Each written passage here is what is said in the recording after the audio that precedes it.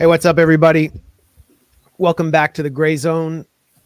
It's a last-minute makeup stream because we didn't see you all last Friday. I'm Max Blumenthal, here with my fellow award-winning Canadian journalist. I'm not Canadian, but we both got the same Pierre Spray Award. And we're unfortunately continuing on the subject of the Gaza genocide, which we actually had leadership in the United States would have at least been over, although October 7th would have never happened, but it would have been over by 5 months. So we're going to talk about this aid boondoggle that the Biden administration is preparing. We're going to talk about the rift between the Biden administration and Netanyahu, the longest serving Israeli prime minister in history. And if we, there's so much to talk about as usual. Haiti's fully destabilized. We might talk about that. And we have a lot of other topics. But anyway, Aaron, welcome back. Hey, Max. Hey, everybody. Thanks for joining us. Please like the stream and share it if you're inclined to. And yeah, it's been a while. So let's try to catch up. We have a lot to cover. Yeah. So I think we could start with the aid situation in Gaza, or the lack of aid situation. And I'll try to contextualize this as much as possible. But basically, everybody watching this, or almost everybody, knows, maybe you don't know how severe it is, but everybody knows that famine is, if not looming in Gaza, starting to spread throughout the population. And this is according to plan. This is according to the Israeli plan, which has severed Gaza into three. It was part of a phased assault on Gaza that began after October 7th, but which actually is intended to culminate with a kind of final solution for the problem that Israel began in 1948. So basically, if you look at Gaza right now, northern Gaza is completely cut off from the central and southern areas by the Israeli military, which is actually planning to build a highway across the Gaza Strip, completely severing the north. They're bringing concrete factories in to the Israeli frontier of Gaza around Netzarim to actually start that plan. And then northern Gaza is intended to basically be what was once the power base of Hamas, where the administrative offices, the government of Gaza, was also the intelligentsia, the most educated part of the population. It's going to be replaced with a kind of Palestinian Authority, kind of collaborator entity. And Netanyahu says he wants it to be run by local clans, meaning like the, local families that had previously been bought off by Israel. And I assume some of them would be connected to Fatah. Who knows if that fantasy will ever come to pass, but they've done a great job of emptying northern Gaza of about 1 million of its residents. 300,000 people still linger there, and they're on the brink of starvation. We've seen the aid convoys get attacked by the Israelis. We witnessed the flour massacre. Multiple flour massacres now. Multiple flour massacres. Here's a graph that helps put the crisis into stark relief. The manufactured crisis. Whoopsies. That was our notes. It's okay. No state secrets in there. Yeah, no, I just don't want everyone to get a preview of what the rest of the show is going to be. You have to wait. Sure. Yeah. The situation in Gaza, this is the integrated food security phase classification. The situation in Gaza is catastrophic. Famine is imminent in the north, and it persists across the rest of Gaza. This study says that 70% of the population of northern Gaza are classified as IPC phase 5, which means catastrophe. So 70% not full-blown famine, but in the catastrophic phase when it comes to food. And I have one friend in northern Gaza who's been sending me updates, and it's so dire. some of these airdrops from the U.S. have made it to northern Gaza, but my friend told me that he was worried about fighting over it because it's so scarce. There's so little of it, and the prices for food. I don't know. I mean, some people who can access money somehow, if they can purchase food, the prices are astronomical because there's none of it. And of course, this is where there was the flour massacre. The first one was in the north, right? Yeah. And there have been others since. And that's the situation. Famine and imminent for half of Gaza. It's 1.1 million people. Here is this is a video from southern Gaza in Rafah. This is far from northern. Well, it's on the other end of the Gaza Strip. And what it's going to show you is the border wall that the Egyptian military has set up. And at that wall, for weeks, children have been gathering, begging the Egyptian soldiers for food. And here's a child who scales a tower to protest to the Egyptian side. He's declaring, "I want to die now. Why do you want to? Why won't you come down? We want to eat. We want to live. I want to die. There's no food for my siblings. There's no food."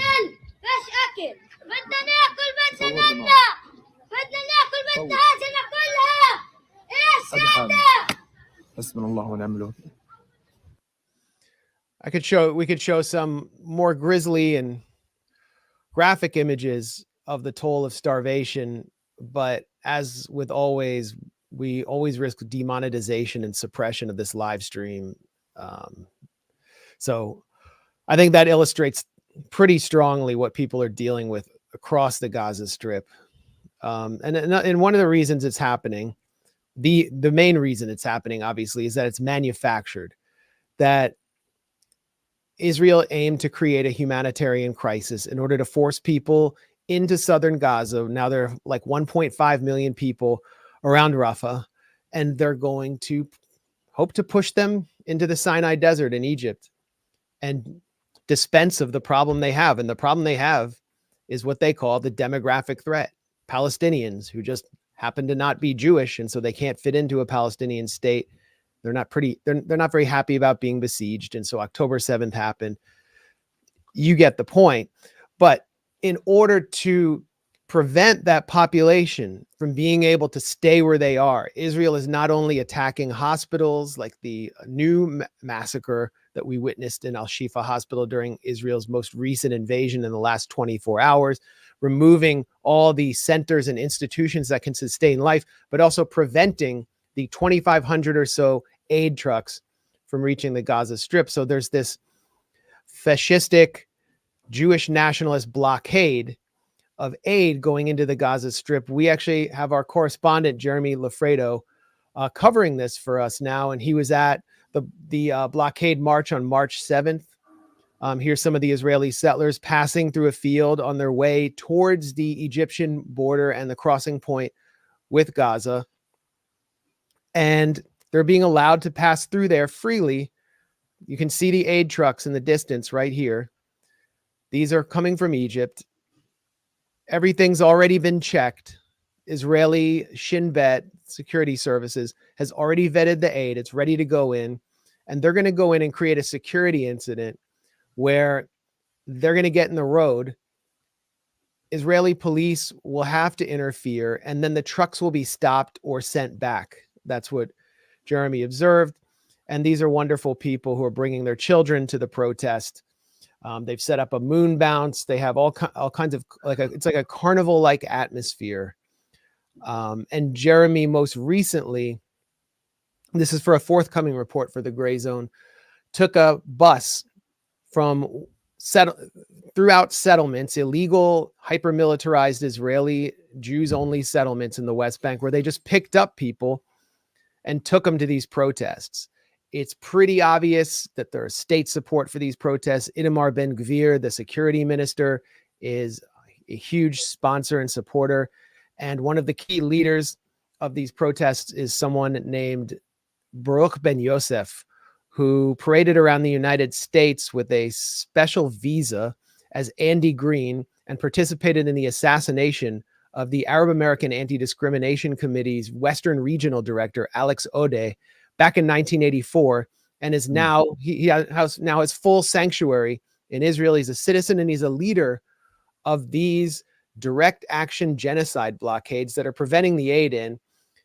And Biden feels like he doesn't feel like he's powerless.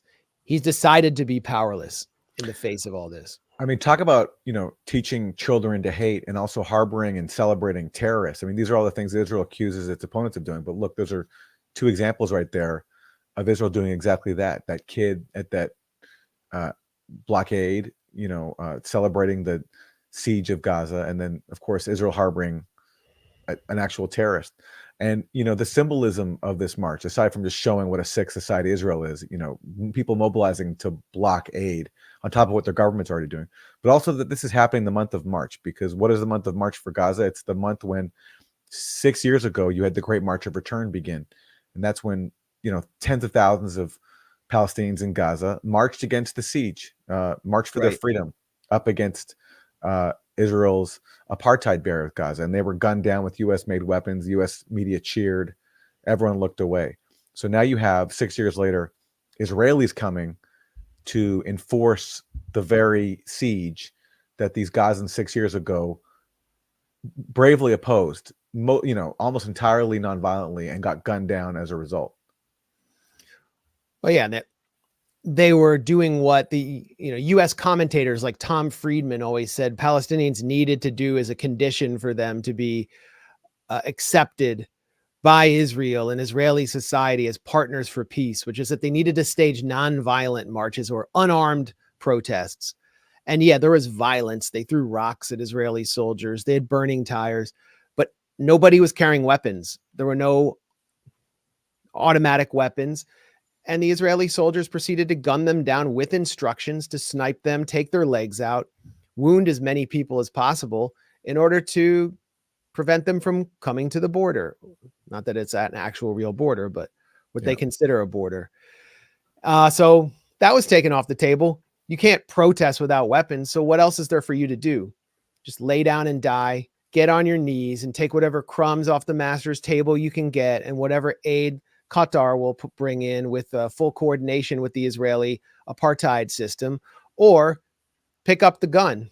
So October 7th happened. So now in response, we have a manufactured humanitarian catastrophe on a scale that should have provoked all the Hollywood celebrities, Taylor Swift, and I mean, Kanye West couldn't have participated in this, but Miley Cyrus, we could even get Travis Kelce in there.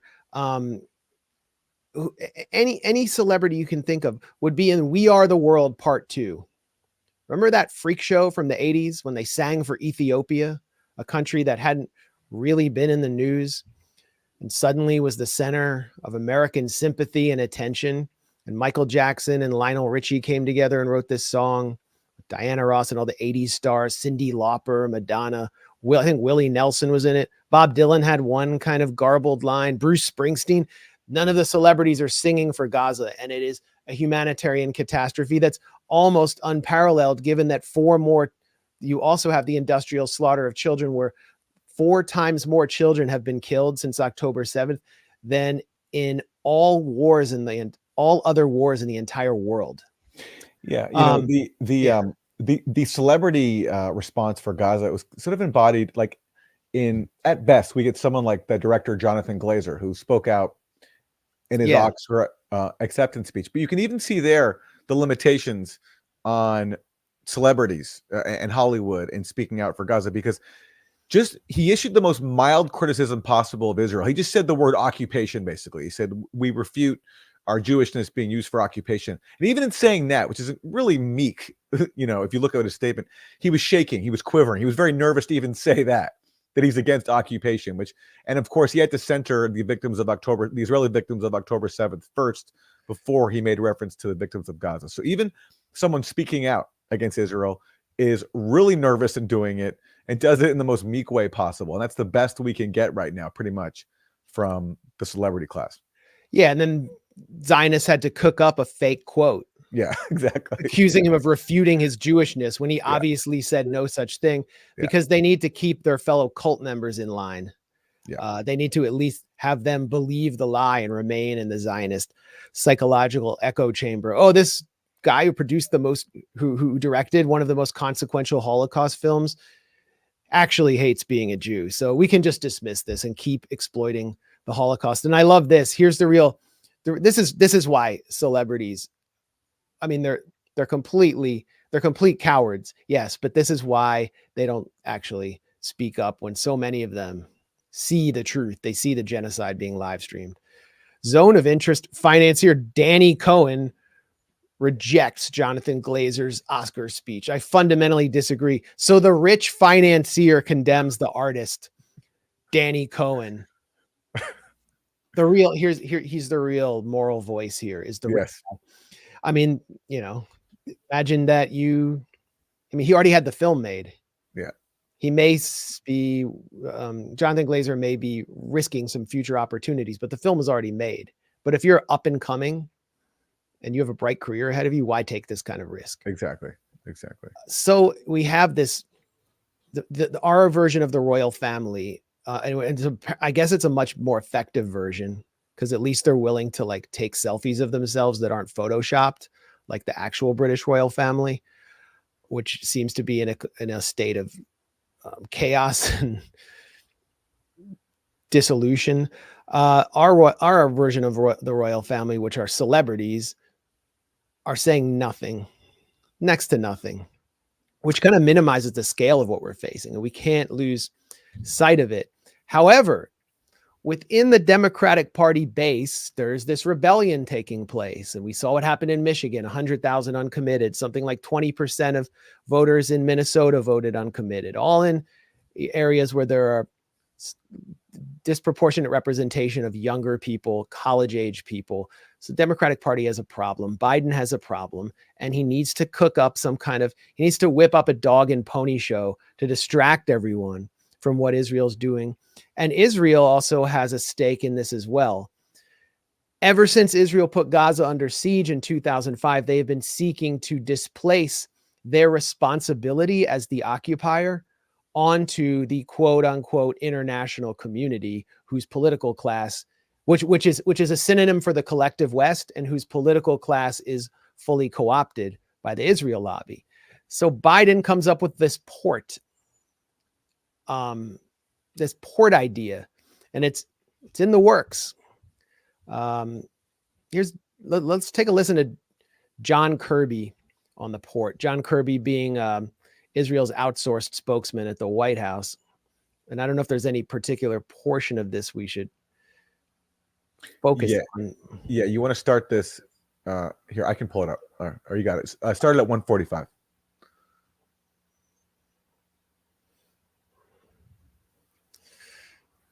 We got some buffering to do here. We got that American-made internet. All right. Why don't you pull it up? Well, in that clip, basically, Kirby says that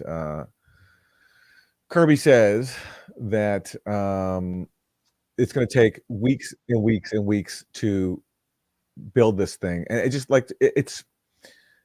just such a joke. I mean, listen to this. Listen to him describe it, and just what everyone can judge whether or not this sounds like this is going to help the people of Gaza. Floating dock and how long you think that might take, and how they do it without putting boots on the ground at all, connecting it somehow. Pentagonese, this is called JLOTS, Joint Logistics Over the Shore. It's a temporary pier, a floating dock, if you will, that is transported in pieces. The first pieces of it are on the way now. They left Norfolk just a little bit earlier this week. It's going to probably take about 6 to 8 weeks or so for all the pieces to get in place and for it to become operational.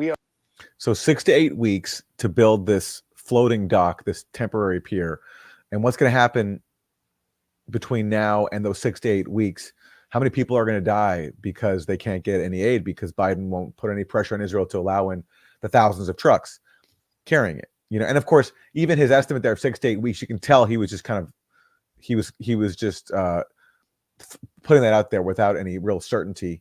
And so it'll probably take even longer than that. But of course, even when it's complete, would it even be close to meeting Gaza's needs? Of course not. So it's just such a transparent stunt. And it sounds impressive. He likes to use the technical terms, J-lots, the parts of just left Norfolk, or Virginia, wherever it is. They're all impressed with themselves, but this is just a stunt. It's a complete stunt.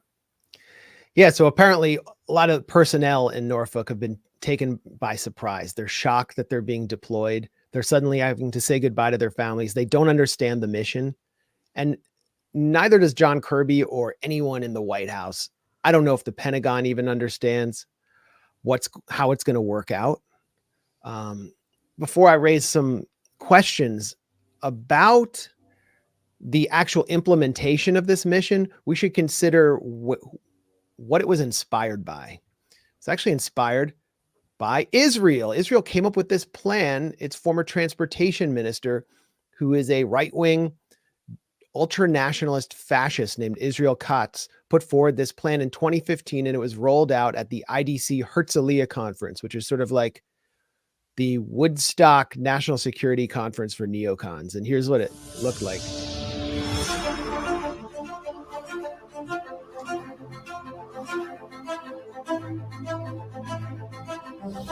יוזמת האי המלאכותי נועדה לתת מענה למציאות שרעה לפלסטינים ואינה טובה לישראל. כיום, מדינת ישראל נתפסת כאחראית לרצועה, אף שיצאה ממנה לפני יותר מעשור. So they're going to build this חמצן island off לתושביה. Gaza with a הקמת two-lane מול highway. מול חופי עזה, There's the ובו נמל checkpoint. מטענים Hold on, let's go לתושביה. back. There's the checkpoint, which Israel Turn controls. off the volume on this. Yeah. Yeah. Okay. I just, I wanted people to get the vibe, but yeah, it's like the Hebrew triggering you. Did you have a bad Hebrew school experience? Or I mean, it just, I can only, it's not triggering, but there's no point in hearing it. no, we're not translating. okay, there's Yeah. not. Well, anyway, they put forward this plan for an island, and Israel can bomb this highway at will. If anything untoward happens there, there it is. And it's basically, this was the idea, was Gaza will perpetually be under siege, perpetually occupied by Israel, but the international community will supply Gaza, and Israel will check everything that goes in and be able to limit everything that goes in. And why should Israel even have to allow those trucks carrying basic goods into Gaza to traverse its own territory? Let's just put it out in the sea and just let Gaza totally drift away, which means eventually maybe we can pay Egypt off to take it as part of its territory. Who knows? Or we'll just declare it a separate country. So this is the plan that Biden is taking on. Ugh, God. Now we have to raise some questions here about what's going to happen with the U.S. troops going to Gaza. Israel's always been trying to drag the U.S. into its wars. And now it's sort of like, who's dragging who?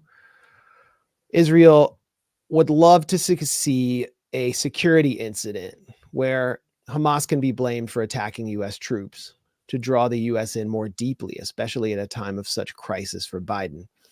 And U.S. troops are going to be effectively invading Gaza's waters because it's not a state. It can't claim its international sovereign sea space, which Israel besieges, won't let anything go beyond 3 kilometers. Fishermen, now people are just getting bombed on the shore for fishing just by putting nets out into the sea. But there is international law that applies here. UN Resolution 242 declares that Gaza's occupied. Israel is the occupier. The U.S. military will be collaborating then with the occupier in some capacity in violation of the international rights of the occupied population.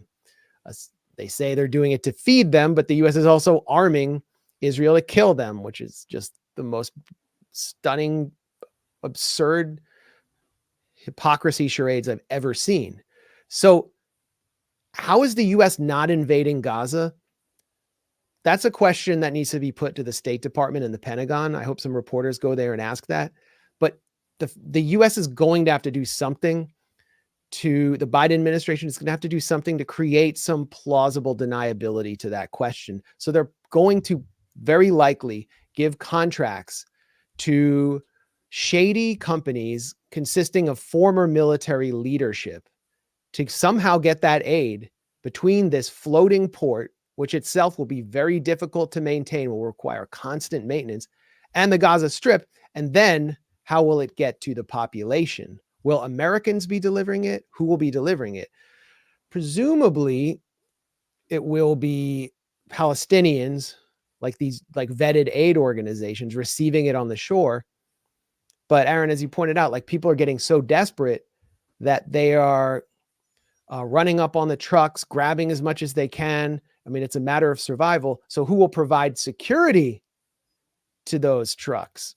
Yeah, especially after Israel's attacked the Hamas police escorts that were guiding these trucks, making the deliveries impossible. Yeah, so Hamas police aren't allowed to exist. Hamas police did a very effective job of maintaining order under very difficult conditions throughout this entire siege, and they're not allowed to exist in broad daylight. So the plan, which hasn't been officially put forward, I've seen speculation in media, like the BBC reported this. The plan calls for Israel to maintain, invading Israeli troops, those same guys that are taking selfies of themselves playing with women's underwear, rifling through drawers of women's underwear in the homes of people they've displaced and killed in Gaza. Those people are going to be providing security for the American aid mission to provide aid to Gaza. I mean, are we not recognizing what a boondoggle is on the way and how many more massacres will be committed with direct U.S. involvement? And I mean, and what about the troops? Like, we saw an active duty service member stage an extreme form of protest outside the U.S. Embassy, Aaron Bushnell. Now troops are going to be forced to personally interact and collaborate with an Israeli military that's carrying out a live stream genocide. How do the troops feel about that? And how much more can it degrade an American military that is struggling to recruit more than at any time in its history? So, I mean, I think one of the biggest one of the biggest scandals of this war is on the way. I wanted to play this clip. Netanyahu was on CNN, interviewed by Dana Bash, and she I got it up if you don't. She pressed him a little bit on the blocking of aid, and he still blamed Hamas. He said this is all Hamas's fault, but he also indicated, that maybe he will allow more.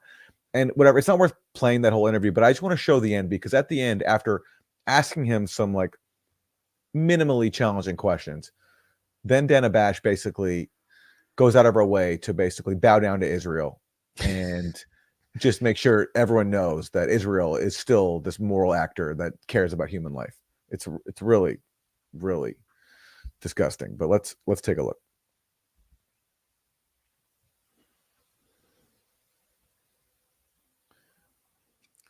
I have it if you don't hear it. Here we go. Be laid squarely at Hamas's door. And instead, I find it both cynical and wrong, just factually wrong, to try to place the blame on Israel, which is doing everything it can to minimize civilian casualties and to get the humanitarian aid, and Hamas, which is doing the opposite. Instead of placing the blame on Hamas, we'll continue to do it regardless of the PR distortions. Yeah, I mean, I think that there is no question that Hamas is a nefarious organization doing everything it can to undermine what's going on and to create chaos. But I guess the point is that you're not Hamas. Israel is a democracy, and as a Jewish state, supports and believes in every life mattering. And so I'm glad to hear that you say that you're going to do what you can to get those aid trucks in. And obviously we'll be watching, and I'm sure a lot of organizations are going to be happy to hear what you said today. Thank you. So Israel is not Hamas. Israel believes in every life mattering because it's the Jewish state, according to Dana Bash. I mean, this is American journalism right now. Yeah, well, that's CNN especially. I mean, remember after October 7th, Dana Bash and Jake Tapper were just fronting all their coverage to openly Jewish supremacist Zionists who have just wear their Zionist politics on their sleeve. Dana Bash is the daughter of a prominent rabbi in New Jersey, formerly married to John King, who the CNN correspondent who promptly converted to Judaism in order to marry her. I don't know if he's still doing that since they're no longer married. She was also married to Jeremy Bash, who is the former spokesman chief of staff for the CIA and the Pentagon. So you have someone who is essentially a stenographer and cheerleader for the Tel Aviv, Washington axis, ardently believes in this. And she gets to interview Netanyahu, softballs him. And at the end, she feels so guilty for asking a few critical questions that she has to make that statement and I guess save face so that she can still like show up among her Zionist friends and family. I mean, he's massacred 13,000 children alone, on top of many thousands more men and women. Just 13,000 children, you know, and she says to him that Israel values human life. And that must be, she can only say that if she completely devalues Palestinian life, doesn't consider them to be human, because she's a supremacist. She's making that very clear right there. And she's not alone. I mean, that's pretty much the attitude. Israel believes in every life mattering. Yeah. I mean, she even like co-opts sort of the language of Black Lives Matter or I don't even think Jake Tapper would be shameless enough to do that. I mean, that was just absurd. And so Netanyahu's still getting the kid gloves. I can't believe it's happening. Maybe we should move on to Schumer, since this was the strongest statement that anyone in Washington has made, anyone of any stature has made against Netanyahu. Absolutely. So Chuck Schumer gave a speech last week calling for new elections inside Israel. But this was interpreted as this huge seismic shift in U.S. politics, because Schumer is known as Israel's staunchest ally. He's the most senior Jewish lawmaker ever in U.S. history. And he basically was calling for a new government inside of Israel. But what got downplayed is that his call for a new government inside Israel, it was conditioned on this coming after Israel ends its mass murder campaign in Gaza. So he was saying basically, once Israel's done in Gaza, then you should have new elections. He wasn't saying that Israel's lost legitimacy now and that it can't continue what it's doing. He was saying it should finish the job in Gaza and then have new elections. And what he's basically saying there is obvious, that Netanyahu has become a liability for the Democrats because they're suffering in the polls. He doesn't follow orders very well. He embarrasses the White House, because whereas Chuck Schumer and the White House and Democrats pay lip service to the two-state solution and, you know, getting aid to Gaza, Netanyahu flaunts all that, and he makes it too plain that he's a supremacist, and it's becoming too embarrassing.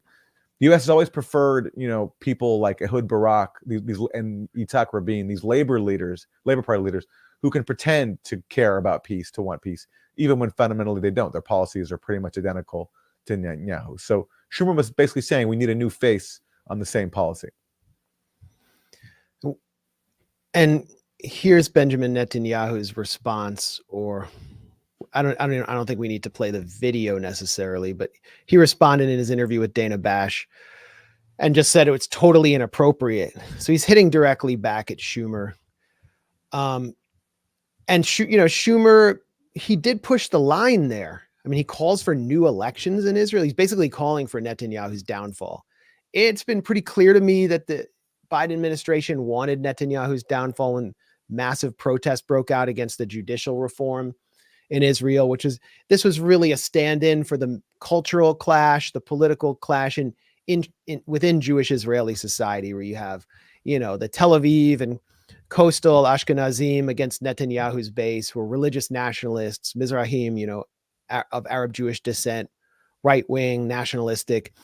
And it was so clear that the Biden administration was leaning on the protesters' side and was pushing up, you know, pieces highlighting the protesters as heroes for democracy, you know, furnishing that to 60 Minutes. And I think sending pollsters to help the leaders of the protests.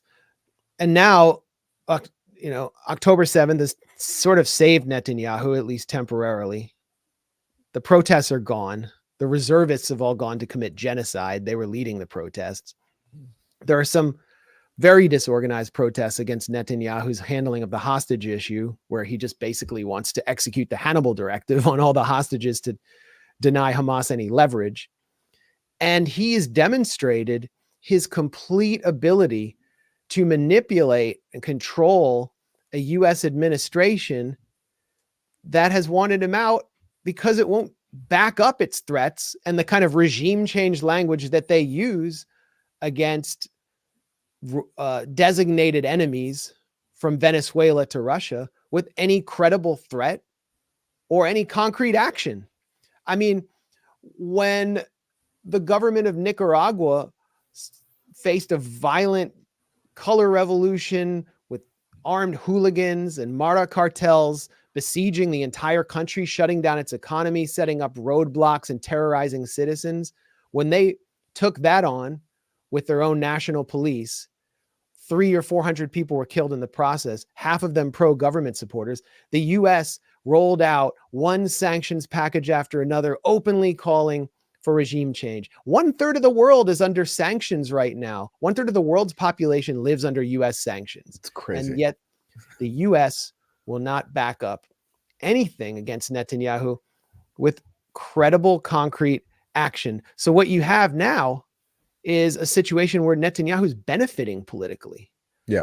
He gets to be seen as the sovereign Israeli king who's standing up. I mean, Biden put Schumer up to this because he's Jewish and he has been virulently pro-Israel. So he wants to make it Jew versus Jew. But everybody in Israel thinks Netanyahu's standing up against the Goyim, against Biden and official Washington.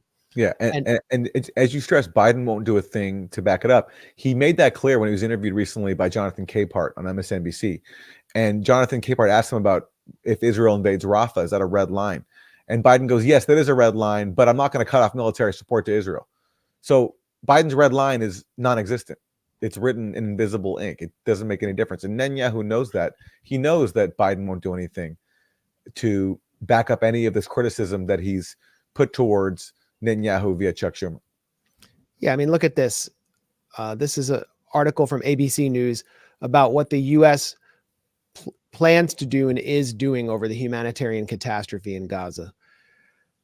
So U.S. officials say there have been discussions on what kind of leverage the U.S. might have with Israel to pressure Netanyahu. I love how they're having discussions on what kind of leverage could be used 5 months in, as if they don't know, as if they had no policy on Israel before October 7th. Yeah. This is a new crisis. Yeah. And we don't have any leverage. After multiple rounds of rushing weapons to Israel, bypassing Congress, and actually breaking up the weapons packages into smaller pieces so that they avoid normal congressional notification. There was a report recently in the Washington Post about this, that there have been more than 100 different individual transfers, and they were calculated to put them at a threshold where normally it'd be customary. If they were just a little bit above that, like that number, Biden would have to notify Congress, but they broke them up into small little pieces so that it's all these individual sales that would then not require normal standard notification. And then, of course, you have the multiple times U.S. has vetoed UN Security Council resolutions calling for a ceasefire. Exactly. And here, ABC News states something that goes even further than the statements Biden and Kirby have been making about how they will not reduce or withhold military aid from Israel. But the U.S. officials also noted that no decisions have been made on whether to use any leverage, and said it's possible additional aid, not less, would be offered as an incentive. So the leverage will be that the U.S. will give Israel more aid. That makes total sense. So I think the lesson here is that the more people you starve in Gaza, the more obnoxious and rude and condescending you are as the leader of a apartheid state of 6 million people to the leader of the world's superpower, the more aid you're going to get. That's the logic that the Biden administration is putting forward to Netanyahu. And Netanyahu knows that from experience, because what happened to him when he tried to undermine Obama's Iran nuclear deal, Obama rewarded him with a 10-year package of $38 billion in U.S. support. So even when Netanyahu humiliated Obama, Obama responded by rewarding him. So What other conclusion is Netanyahu supposed to draw from that? Yeah, that was the first time after Netanyahu tried to sabotage the Iran deal. He came to Washington and essentially called Obama an appeaser of Hitler by waving around a map of the railways to Auschwitz and complaining that FDR failed to bomb the train lines, drawing a direct parallel to Obama refusing to bomb Iran's nuclear facilities. You know, you get away with that. No other leader could get away with that. Only Netanyahu. And it's happening again. Basically, after he did that, so Obama just kind of like tried to bribe him by giving them weapons they hadn't had before, including bunker buster bombs in very large supply. And they said, well, they could maybe use these to carry out those operations against Iran themselves. But no, those bombs went straight into the multifamily apartment blocks in the Gaza Strip to commit genocide starting in 2014. So that was his reward. Here is Jake Sullivan just today responding to Netanyahu's complaints about Chuck Schumer's speech. Prime Minister Netanyahu was on CNN yesterday. He talked about having the support of the majority of the Israeli people for his policies, including going into Rafah. Is there more that the U.S. administration needs to do to speak to the Israeli people directly so that they don't support this idea of going into Rafah now? Well, first of all, inherent in the question is a kind of an interesting irony, which is you have the prime minister speaking on American television about his concerns about Americans interfering in Israeli politics. And then your question is, should Americans be speaking into Israeli politics, which in fact, we don't do nearly as much as they speak into ours. But that's not a constructive answer to your question, an observation. So there he is. He is acknowledging actually that Israel interferes in U.S. politics all the time, including, you know, he was there during the Obama administration when Netanyahu tried to undermine the Iran nuclear deal. And maybe he's also referring to AIPAC's role in Congress and defeating candidates or challenging candidates that don't toe the pro-Israel line. But what's he going to do about it? What are they going to do about it? Nothing. They're doing absolutely nothing. So so they end up looking even weaker than normal because now they're openly complaining about Israeli interference. But what are they going to do to back it up? Nothing. They're afraid. Yeah. Obama was afraid, and the people around him were afraid that Israel is going to assassinate him. Really? That was a concern with Obama, you think? Well, of course it was a concern. I remember a article. I didn't know this topic would come up, so I didn't retrieve it, from 2011. And I think it was the Atlanta Jewish News. It was in an Atlanta Jewish publication. The reporter went around to various very pro-Israel synagogues and asked people about Obama. And many of them said they wanted him dead. I did the same thing in Jerusalem with my famous, or now infamous, Feeling the Hate in Israel video on the eve of Obama's Cairo speech. Yeah. And this was like just Obama going to an Arab state and addressing them was seen as this gigantic betrayal, even though what he was doing was completely insidious. And so you had all these mostly Jewish youth from the 5 towns in New York, in Long Island, who were kind of like on vacation, or they're doing a year at a yeshiva. They were drunk and they were expressing their true feelings about Obama, one after another, calling for him to be killed, calling him the N-word. And now you're starting to feel that same hate for Biden come forward. And even for Schumer, I see like on Zionist chat groups, they're calling him a fake Jew, Chuck Schumer, who would always call himself Chuck Schumer, protector of Israel, like the Democratic majority leader. The guy who said he spoke at a Orthodox synagogue back in like 2010. And he said that the people in Gaza, it was like a fundraiser for the local Democrats. So he was trying to whip him up and get him on his side. And he said that the people in Gaza, they don't believe in the Torah. They need to be starved out through economic sanctions, like defending the siege on the basis that they're not Jewish. So that's the Chuck Schumer that was deployed to send the message to Netanyahu that they want him out. The reality is also they don't know who they're going to replace him with, and there's no one to replace him with. There's nobody after Netanyahu. Anya was on Judge Napolitano earlier today. Everyone should watch it. And she made the point that at this point, Netanyahu essentially is Israel. I mean, he really represents the quintessential prime minister that Israel needs, that's able to balance all the competing factions. You can't have, Ben Gvir or one of the whack jobs from the settlements be the face of Israel. It will be unacceptable to the Americans and to Brussels. And you can't have a left-wing leader. There are no leftists in Israel. There are like 700 people with blue hair who are like some of the most hated people in Israel who are leftists. So Netanyahu is all there is. He was raised in the US. He's a product of suburban Philadelphia, just like Jake Tapper. His real name is Milikovsky. When he came to the US to do propaganda on his first trip in like the 1980s, he changed his name to Nitai. He changes his name more often than like Steven Seagal changes his accent.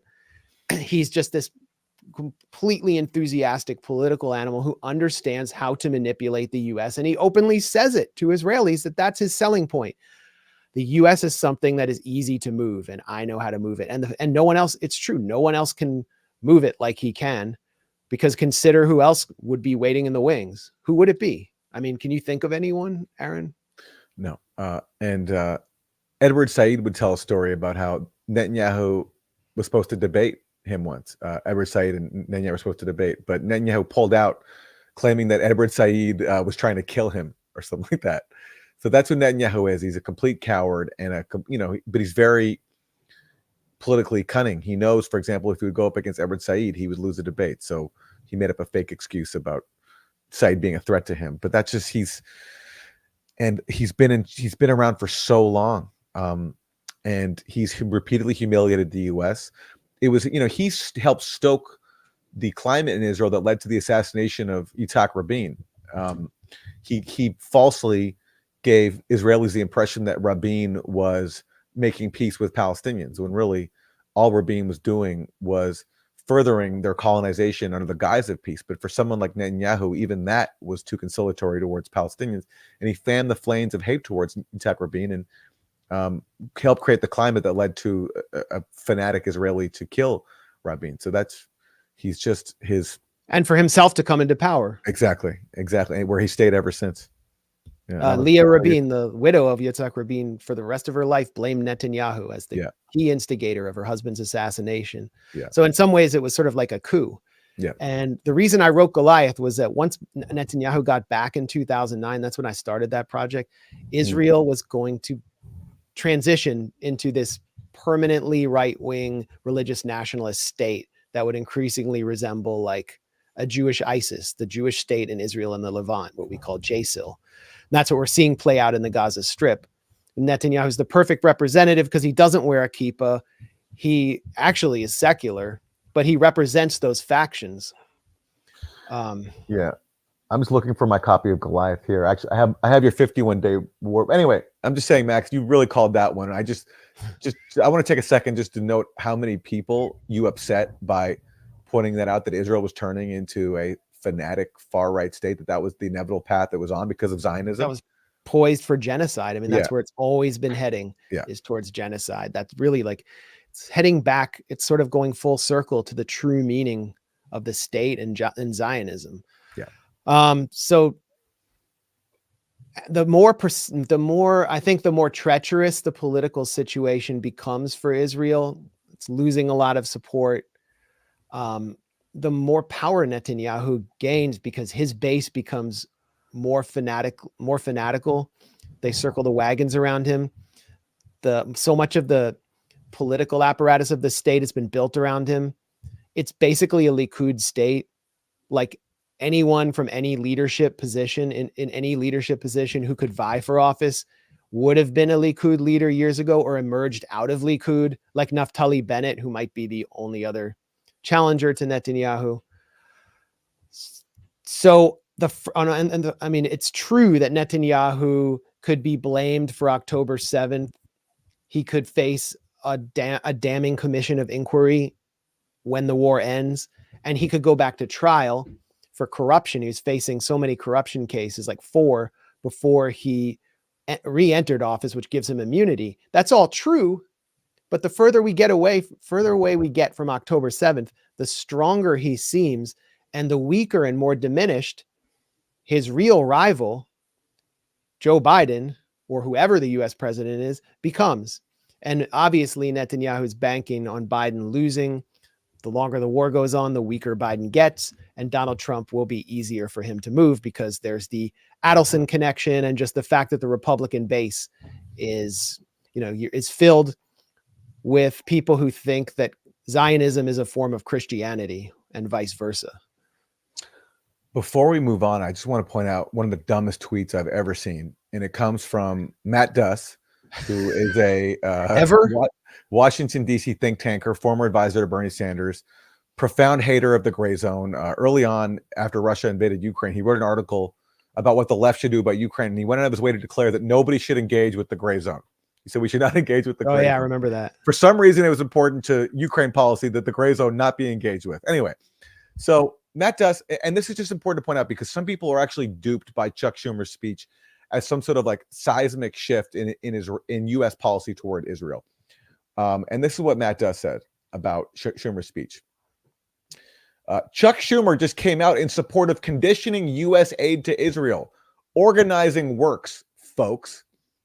That's Matt Duss. So by Chuck Schumer saying after Israel's done its mass murder campaign, which Chuck Schumer supports, after then we should have new elections inside Israel. And if Israel doesn't comply with us, then we should maybe consider conditioning some aid in the future. That was Chuck Schumer's message. And Matt Duss is celebrating this as some sort of huge victory for grassroots pressure. I mean, there is a victory for the grassroots in the sense that because of the uncommitted votes, Biden feels compelled to do something. But that should not be mistaken for believing that Chuck Schumer actually wants to condition U.S. aid to Israel. No, he doesn't. He's a staunch supporter of Israel. He wants the mass murder to continue. So it's just important to watch out for this narrative that somehow there's this huge now shift in U.S. policy. There's not. They just want a new face on top of the Israeli genocide machine. That's pretty much what's happening here. And they want that new face after Israel's done with the genocide. I mean,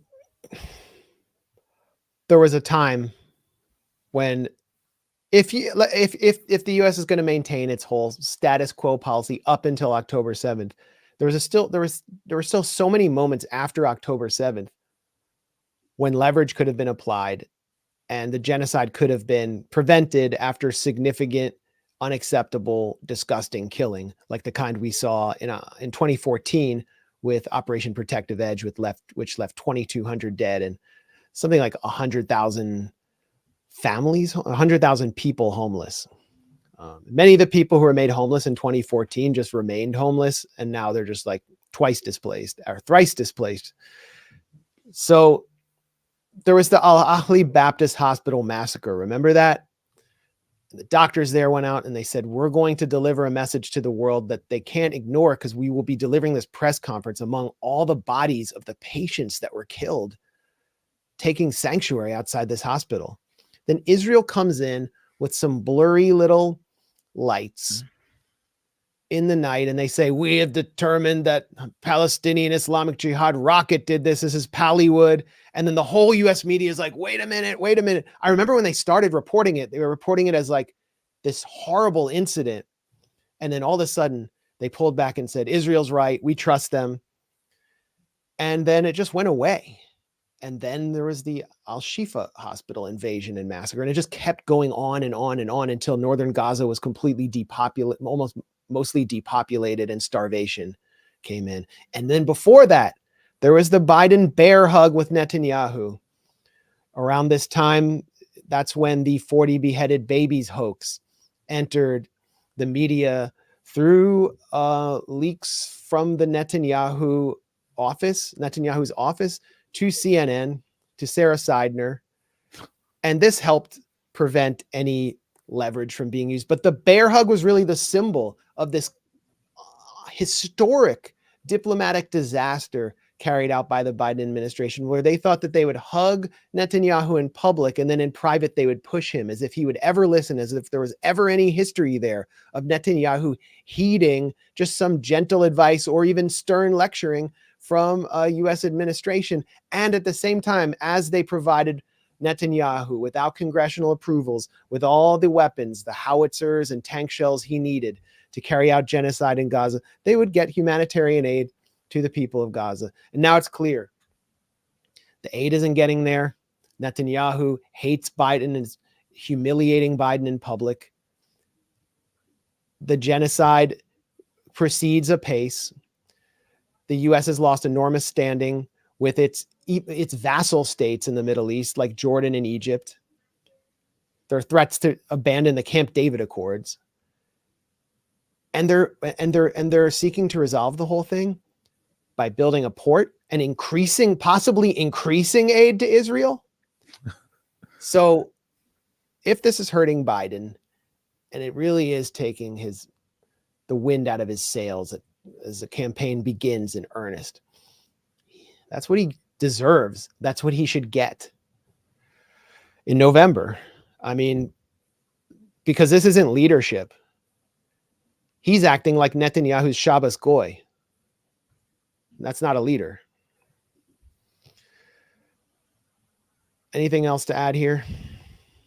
No, I think we can move on. Well, I wanted to actually just add one thing, which is that, for 3,000 years, we have aimed to build a Jewish state in the land of the Bible. And thanks to continuous ongoing ethnic cleansing and genocide, we've been able to create a safe space for a fascist, cringeworthy Zumba in the middle of Jerusalem. This was yesterday in Jerusalem.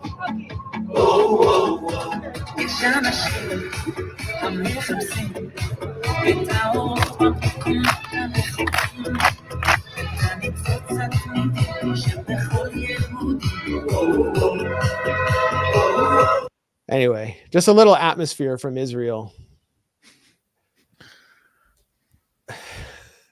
The fascist curly shuffle. The genocide slide. That's good. That's good. Oh man. Where do you want to go next here? Well, we wanted to cover the TikTok ban. I know that. Yeah.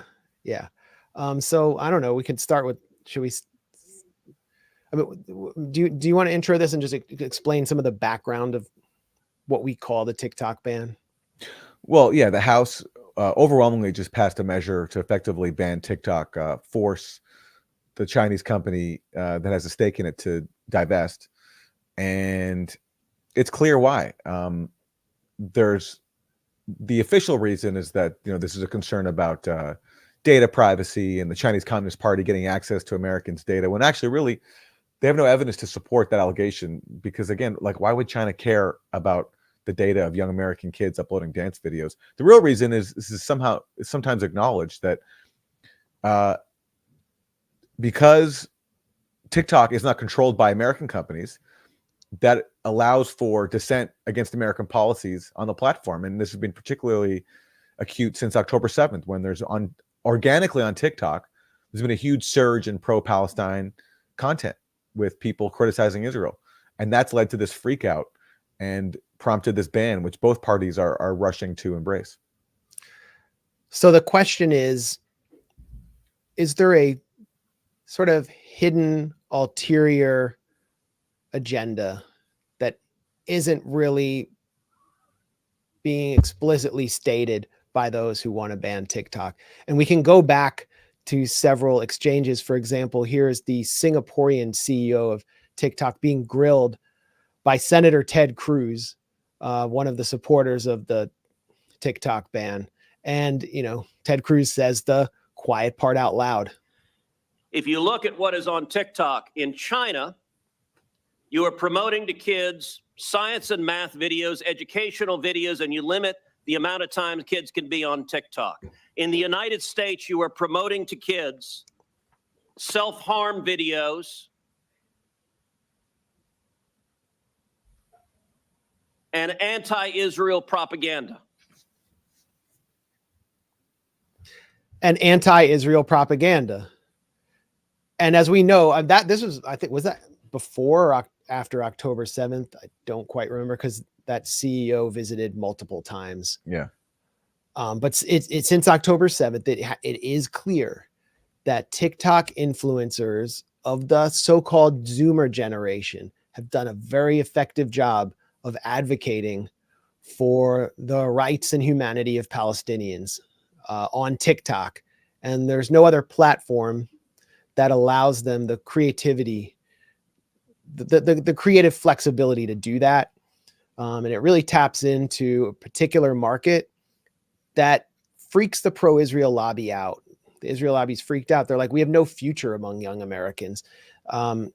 Actually, Jonathan Greenblatt of the Anti-Defamation League, in a leaked call, I guess that was sort of recorded without him knowing, this is a private call among Israel lobbyists, stated this openly.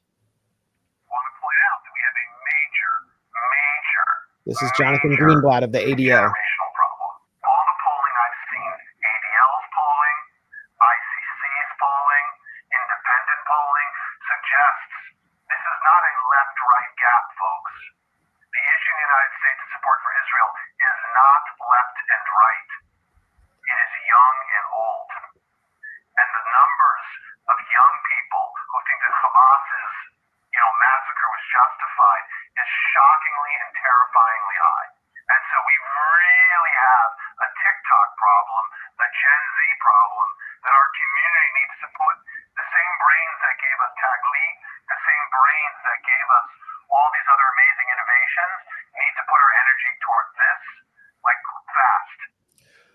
So he's calling the generation that support that sees Palestine solidarity as an important moral basis for its own identity as the TikTok generation. He puts TikTok front and center as a reason why the young are falling away from supporting Israel. And he references there, he says, we need the same minds that gave us Taglit to take this on. Isn't Right. Taglit Birthright? Yeah. Right. So Birthright is the program that pro-Israel forces run to send young North American kids to Israel, brainwash them, indoctrinate them into Zionism and worshiping the state of Israel, hating Palestinians. So he's saying we need that same kind of innovation to now counter TikTok. And I guess that includes censorship, because that's what's being pushed now through Congress.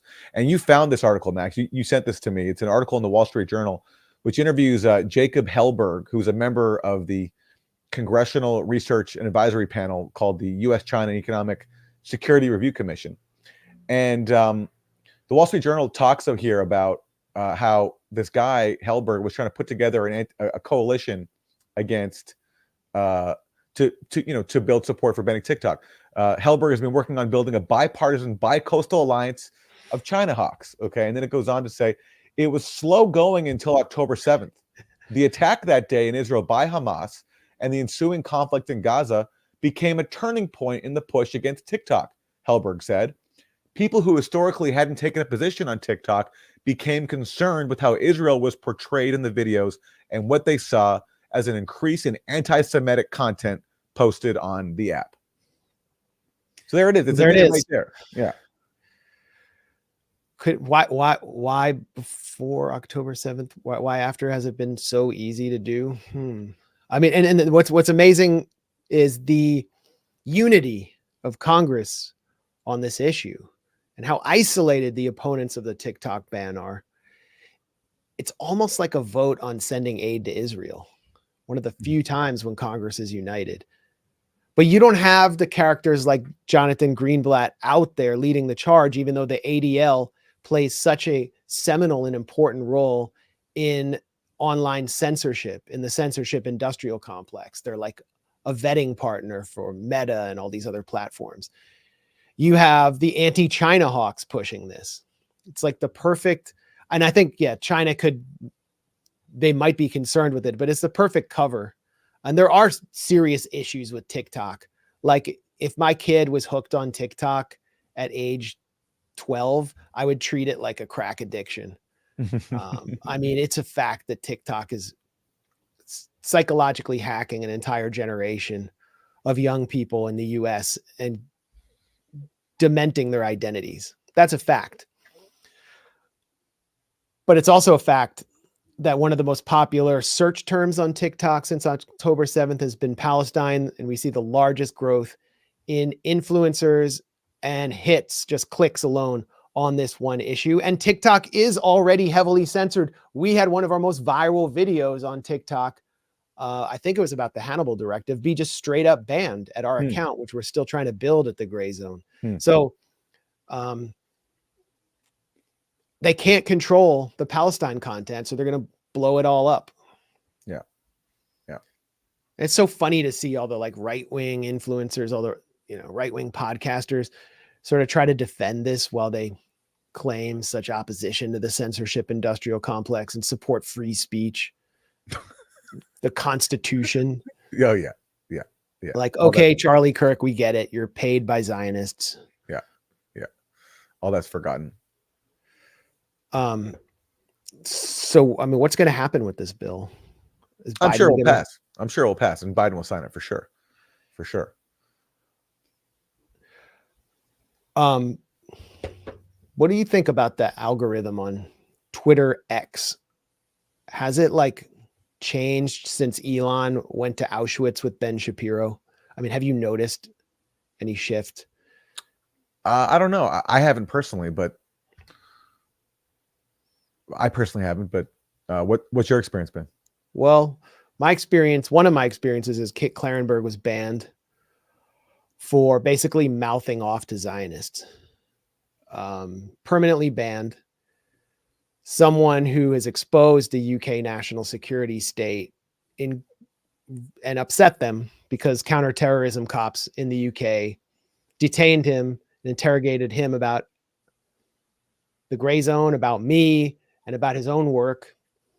Paul Mason, the security state collaborator who is still vying for a seat in parliament, leftist celebrity journalist, he's been pushing this national security law as a means to get people like Kit Clarenberg jailed because he's a British citizen.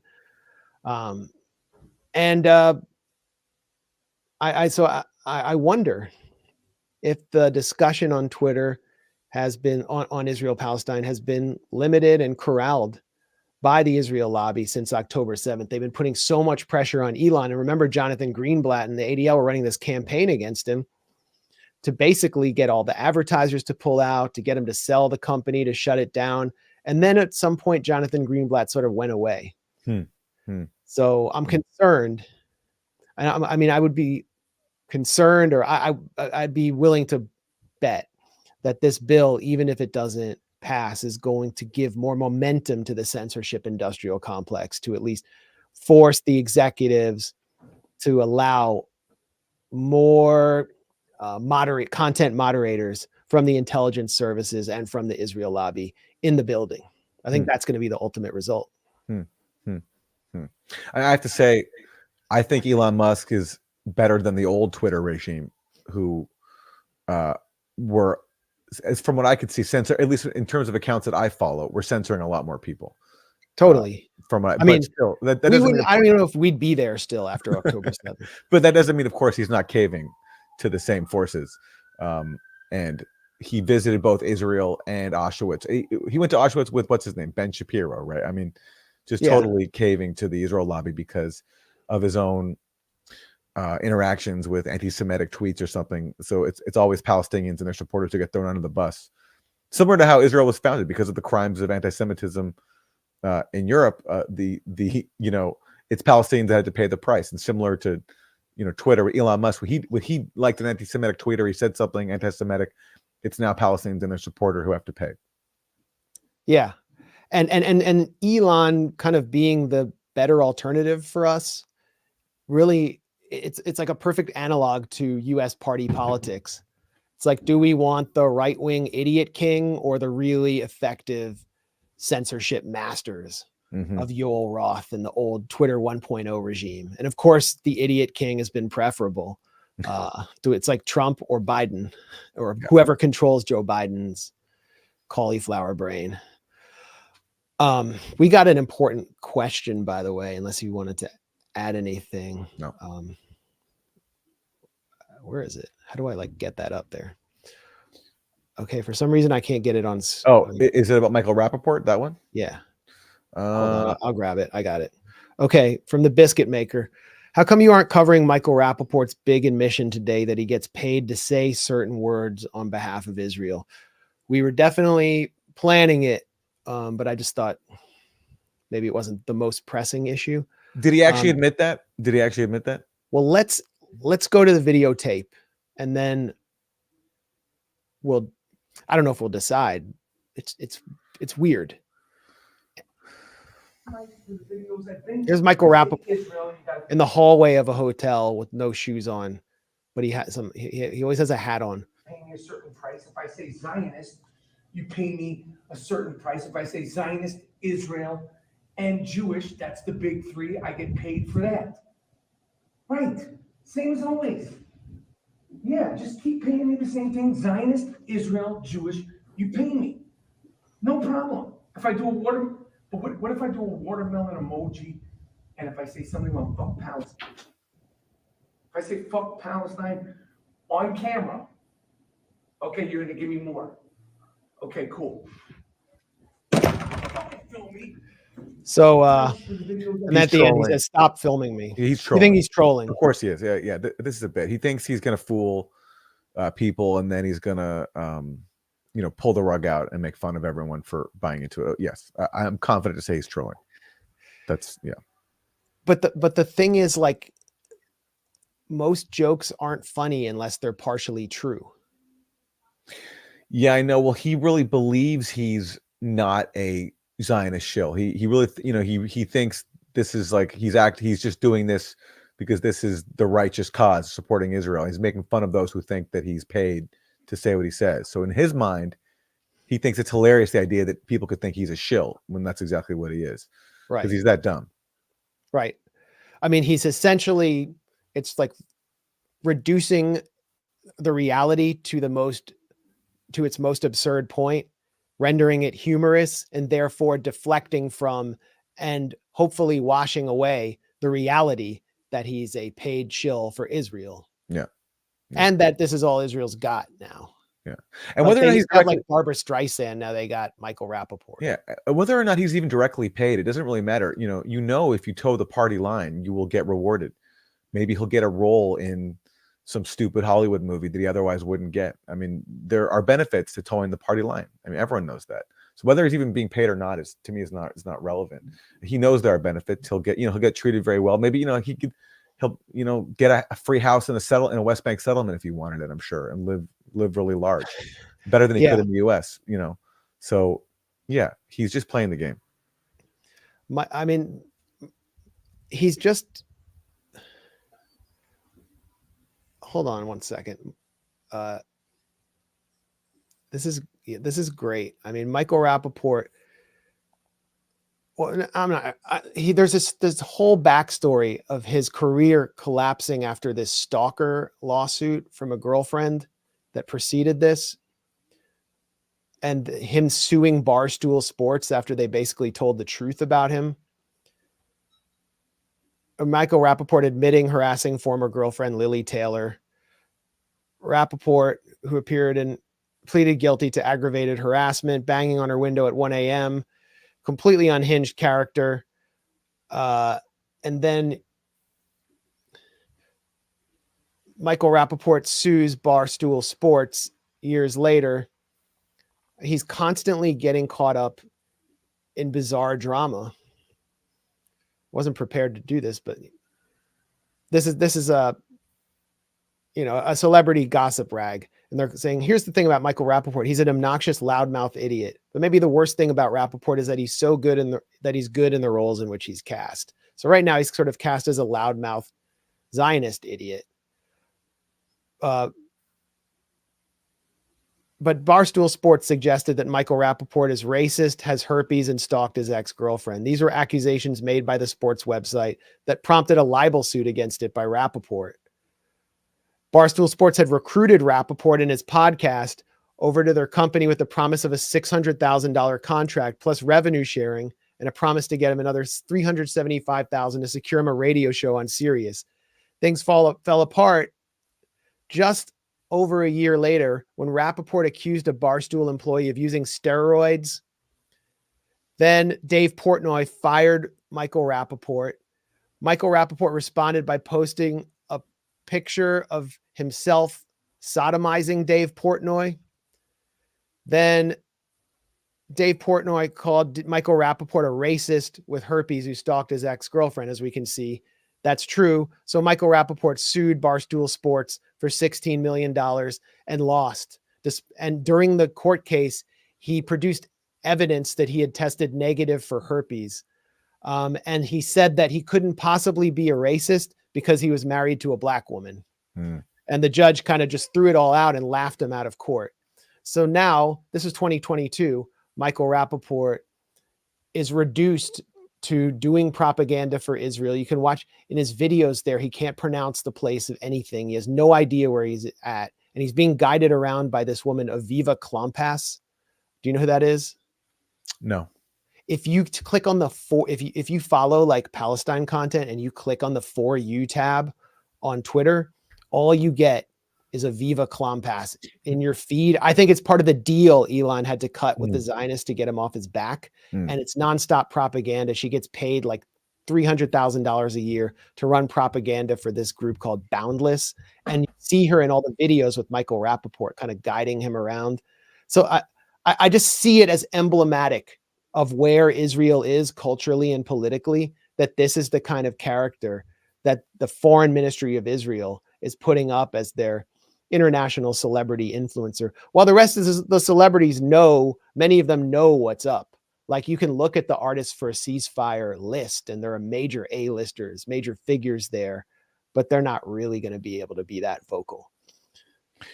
Well, since we're talking about yeah, I know that kind of, and I can see that you. Well, no, just, you know, this is a new letter that just came out from more than 450 Jewish creatives, executives, and Hollywood professionals. They're denouncing Jonathan Glazer for mildly criticizing the Israeli occupation in his Oscar speech. And they say the use of words like occupation to describe an indigenous Jewish people defending a homeland that dates back thousands of years and has been recognized as a state by the UN distorts history. It gives credence to the modern blood libel that fuels a growing anti-Jewish hatred around the world, in the US and in Hollywood. No one does more to fuel anti-Jewish hatred than these people by doing things like saying that the word occupation is blood libel. This is the longest running military occupation in the world. And yet now acknowledging that is somehow blood libel against the Jewish people. I mean, that's just so insane and over the top. Yeah. All he said is stop exploiting the Holocaust to defend occupation. Yes. He didn't even say Israeli occupation. He just said the word occupation that triggered these people. Anyway, it's part. They're like, you're taking the main thing, the only other thing we have besides the Bible to justify our state. Well, they have the Bible. The Holocaust is synonymous with anti-Semitism. And so I think they're fomenting anti-Semitism by design. I mean, we've seen stickers placed around New York that say, you know, what do they declare? Oh, they said rape is resistance, free Palestine. As if they want people to actually believe that anyone who supports Palestine would go to the trouble of printing up a sticker saying rape is resistance. When, of course, if you are remotely in touch with reality, you know that these rape allegations against Hamas were fake. The only place that actually on the left that bought into this was The Intercept, which said that some leftists have celebrated rape as a justified tool of resistance, which is one of the dumbest things that has ever been printed. I mean, no one celebrated rape because the point was to say that these rape claims were fake. They were a scam to justify and whitewash the genocide. But yes, some Zionists actually printed up stickers saying rape is resistance, free Palestine. And so this is Aviva Klompas, by the way, Aaron. It is her. Okay, there we go. Yeah. Co-founder of Boundless. She used to write speeches for the Israeli mission at the UN. She's just a full-time Hasbara propagandist leading Michael Rappaport around. And this is obviously fake, false flag sticker. She's the one who rolls it out. Like, I wouldn't be surprised if her organization printed these. Of course they did. This is free Palestine by any means necessary. These people are so ridiculous. They're such liars. Does anyone for a second believe any of this? But they have such contempt for not just for Palestinians, but for average people that they really think in their deluded brains that this actually is going to work. People are going to buy this. That's how much they have contempt for anybody who's not you know, a Zionist. They think everyone's just like malleable and so dumb that they'll believe something as dumb as this. And I mean, it goes to the logic of Zionism, which, first of all, requires the escalation and perpetuation of anti-Semitism to justify the existence of a Jewish state as a sanctuary for all Jews. Yeah. Zionism has also sought to collapse the Jewish diaspora that in which we exist by fomenting division. As you see with that sticker, they're just trying to divide people, make people hate each other in the United States, and spreading either the reality of anti-Semitism or the specter of it, and telling Jews that there is no place for you in the diaspora and you must come here because we're going to protect you. And now it's so clear they can't protect anybody. They're just assembling. It's basically an assembly point for Jews to be placed in danger by complete psychopaths. And they're continuing to destabilize Jewish life in the diaspora by design. I also think that's why the Israeli soldiers and their commanders are so cavalier about posting on TikTok and elsewhere videos of themselves committing genocide, committing war crimes, humiliating Palestinians, and playing with their underwear.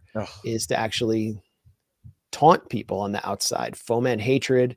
And they're doing it often with Jewish symbols around or during religious ceremonies. It almost feels like they're intentionally trying to spread anti-Semitism too. So it's just another reason why I'm so passionately opposed to Zionism.